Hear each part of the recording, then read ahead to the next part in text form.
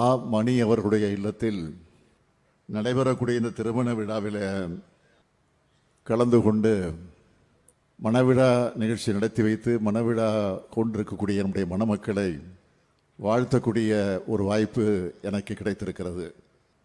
அதை எண்ணி நான் மகிழ்ச்சி அடைகிறேன், பெருமைப்படுகிறேன். மணி அவர்களை பற்றி இங்கே இருக்கக்கூடிய எல்லாருக்கும் நல்லா தெரியும். இன்றைக்கு கூட எந்த சூழ்நிலையில் இந்த நிகழ்ச்சிக்கு வந்திருக்கிறார் என்பது பலருக்கும் தெரியும் என்று நான் கருதுகிறேன்.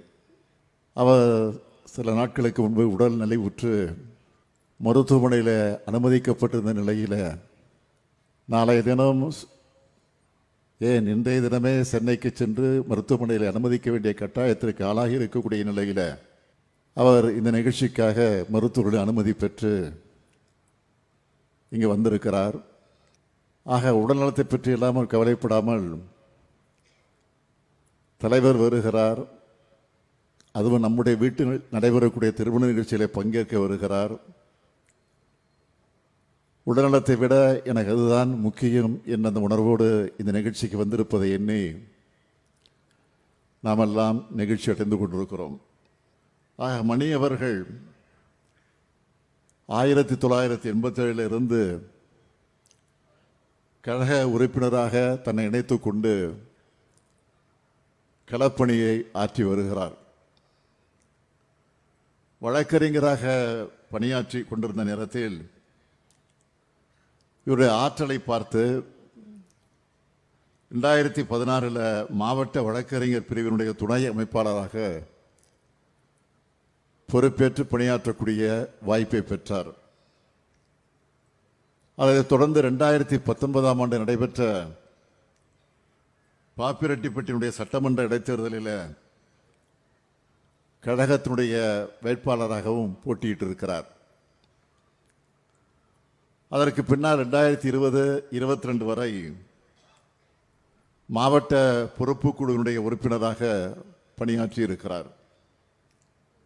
2023 தருமபுரி மேற்கு மாவட்டத்தினுடைய துணை செயலாளராக அவர் தன்னுடைய பணியை தொடர்ந்து நிறைவேற்றி இருக்கிறார். இப்படி படிப்படியாக அடுத்தடுத்து அவருக்கு பல பொறுப்புகள் அவரை தேடி வந்து அதை அவர் ஏற்றுக்கொண்டு அவர் பணியாற்றிய அந்த சிறப்பான நிகழ்ச்சிகளெல்லாம் எண்ணி பார்க்கிற நேரத்திலே தான் அவர் இப்பொழுது தருமபுரி நாடாளுமன்றத்தினுடைய உறுப்பினராகவும் மக்களால் தேர்ந்தெடுக்கப்பட்டு இன்றைக்கு நாடாளுமன்றத்தில் ஒழித்து கொண்டிருக்கிறார். அதேபோல இன்றைக்கு தருமபுரி கிழக்கு மாவட்டத்தினுடைய பொறுப்பாளராகவும் இருந்து தன்னுடைய கடமையை நிறைவேற்றி கொண்டிருக்கிறார். ஆக மக்கள் பணி, கழக பணி, இந்த 2 பணிகளையும் அவர் சிறப்பாக நிறைவேற்றி கொண்டிருக்கிறார். மணி என்கிற அவருடைய பெயருக்கு முன்னால அவருடைய இனிஷியல் ஆவண்ணா என்ற அந்த தான் அவருடைய இனிஷியலாக அமைந்திருக்கிறது. அவருடைய சிறப்பான செயல்களை பார்த்து எல்லோருக்கும் ஏற்படுகிற வியப்பு தான் அது. அப்படியா என்று எல்லோரும் சொல்லக்கூடிய வகையில் வளர்ந்திருக்கிறார் நம்முடைய மணி அவர்கள். ஆக கழகத்தை பொறுத்த வரைக்கும் சிறப்பாக பணியாற்றக்கூடியவர்களுக்கு அது பதவிகளாக இருந்தாலும் பொறுப்புகளாக இருந்தாலும் தேடி வரும். ஆக அப்படி தேடி வந்த பொறுப்பைத்தான் இன்றைக்கு அவர் ஏற்றுக்கொண்டு நம்முடைய மணி பெயருக்கேற்றார்போல் மணியாக பணியாற்றி கொண்டிருக்கிறார் என்று சொன்னால் அது மிகையாகாது. ஆக இப்படிப்பட்ட ஒரு செயல்வீரருடைய இல்லத்தில் நடைபெறக்கூடிய இந்த மணவிழா நிகழ்ச்சியில் பங்கேற்கிற நேரத்தில் நான் உள்ளபடியே மகிழ்ச்சி அடைகிறேன், பெருமைப்படுகிறேன். நேற்றைய தினம் மிக முக்கியமான தமிழகத்தில் இருக்கக்கூடிய அனைத்து கட்சியினுடைய கூட்டத்தை சென்னையில் நடத்தி முடித்துவிட்டு நானும் நம்முடைய தொல் திருமாவர்களும் மற்றவர்களும் இங்கே வந்திருக்கிறோம். நேற்று நாம் அந்த கூட்டத்தை கூட்டி பல்வேறு கருத்துக்களை, ஆலோசனைகளை எல்லாம் வழங்கியிருக்கிறோம். முக்கியமான ஒரு தீர்மானத்தையும் நிறைவேற்றியிருக்கிறோம். என்ன என்பது உங்களுக்கும் தெரியும். அடுத்த ஆண்டு நாம் எதிர்கொள்ள இருக்கக்கூடிய தமிழ்நாடு தேர்தலை அடிப்படையாக வச்சு வாக்காளர் பட்டியலில் ஏற்பட்டிருக்கக்கூடிய எஸ்ஐஆர் என்ற ஒரு திட்டத்தை அவர்கள் மையப்படுத்தி சீராய்வு என்ற பெயரில் ஒரு தீய செயலை, சதி செயலை தேர்தல் ஆணையம் செய்வதற்கு திட்டமிட்டிருக்கிறது. ஆக அதை தடுப்பதற்கான முயற்சியில் நம்முடைய அனைத்து கட்சி கூட்டத்தில் கலந்து பேசி தீர்மானத்தை நிறைவேற்றியிருக்கிறோம். அங்கே உரையாற்றி இருக்கக்கூடிய அத்தனை பேருமே நேர்மையாக தேர்தலை நடத்த வேண்டும், உண்மையான வாக்காளர் பட்டியல் அவசியம் என்ற கருத்தை வலியுறுத்தி பேசியிருக்கிறார்கள். அது மட்டுமல்ல, அதற்கு உரிய அவகாச காலத்தை கொடுக்கணும். பதற்றமில்லாத சூழலில் தான் அதை செய்யணும். அப்படி இல்லாமல் தேர்தலுக்கு இன்னும் சில மாதங்களே இருக்கக்கூடிய இந்த சூழ்நிலையில் முழுமையான திருத்தப் பணிகளை செய்ய தேர்தல் ஆணையம் நினைக்கிறது. அதற்கு காரணம் உண்மையான வாக்காளர்களை நீக்குவதற்கான தந்திரம் அது. அதைத்தான் பீகார் மாநிலத்தில் செஞ்சாங்க. இப்போ மற்ற மாநிலங்கள் செய்வதற்கான முயற்சியில் ஈடுபட்டு இருக்கிறாங்க. பீகாரில் இதை செஞ்சப்போ தொடக்கத்திலேயே தமிழ்நாட்டிலிருந்து முதல் எதிர்ப்பு குரலை நாம தான் பதிவு செஞ்சிருக்கிறோம். அது மட்டுமல்ல, மக்களவையினுடைய எதிர்க்கட்சி தலைவராக இருக்கக்கூடிய காங்கிரஸ் பேர் இயக்கத்தினுடைய இளம் தலைவராக விளங்கி கொண்டிருக்கக்கூடிய திரு ராஜீவ்காந்தி அவர்கள், அதே போல பீகாரினுடைய இளம் சிங்கமாக இருக்கக்கூடிய தேஜஸ்வி அவர்களும் அந்த எஸ்ஐஆருக்கு எதிராக அந்த மாநிலத்தில் ஒரு பெரிய புரட்சியை செஞ்சாங்க.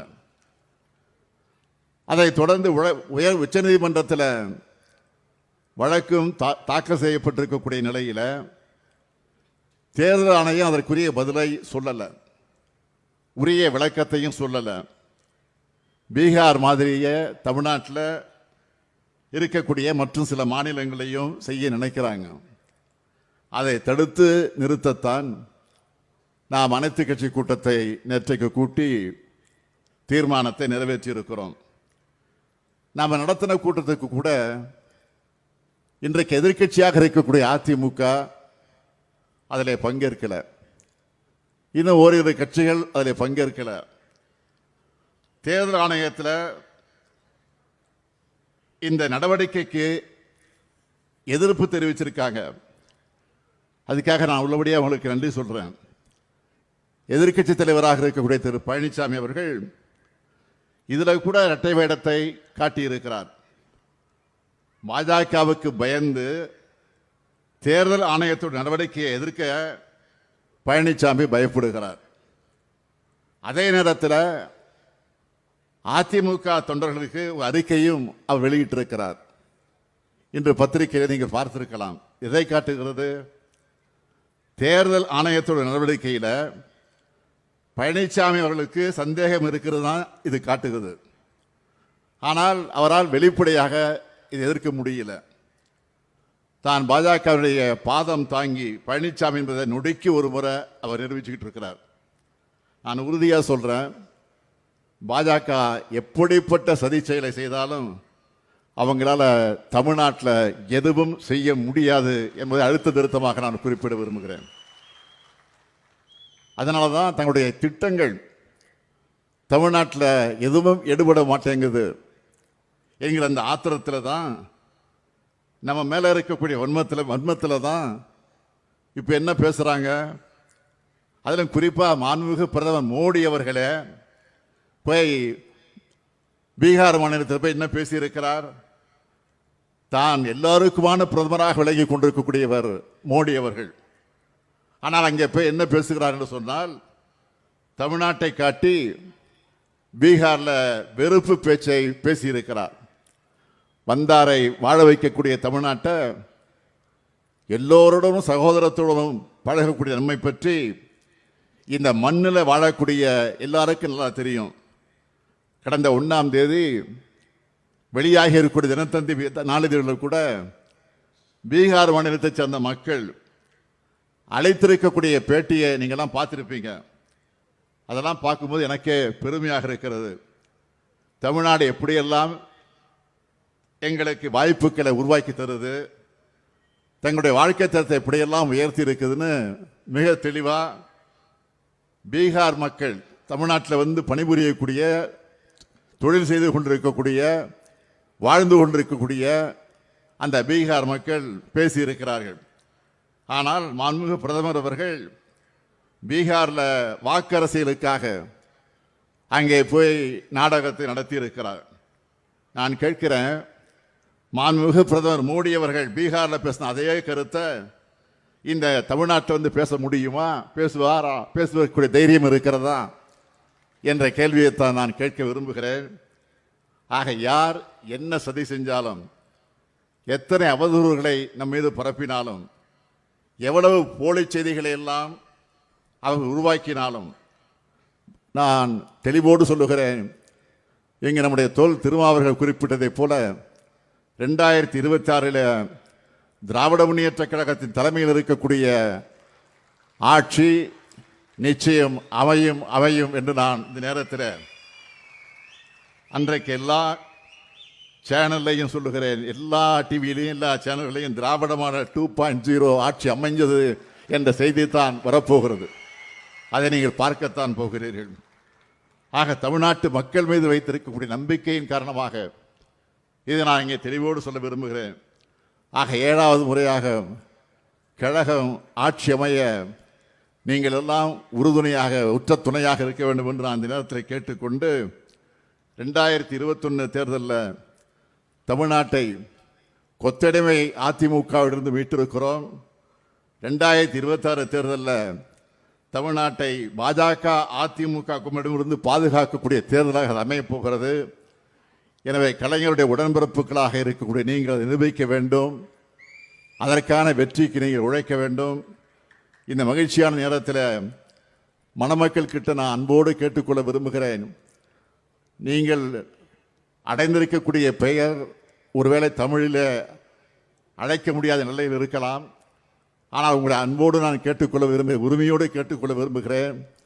மணியின் மீது நான் வைத்திருக்கக்கூடிய பாசத்தின் காரணமாக கேட்டுக்கொள்ள விரும்புகிறேன். உங்களுக்கு பிறக்கக்கூடிய குழந்தைகளுக்கு அழகான தமிழ் பெயர்களை சூட்டுங்கள். தமிழ் உணர்வை தமிழகத்தில் உருவாக்குங்கள்.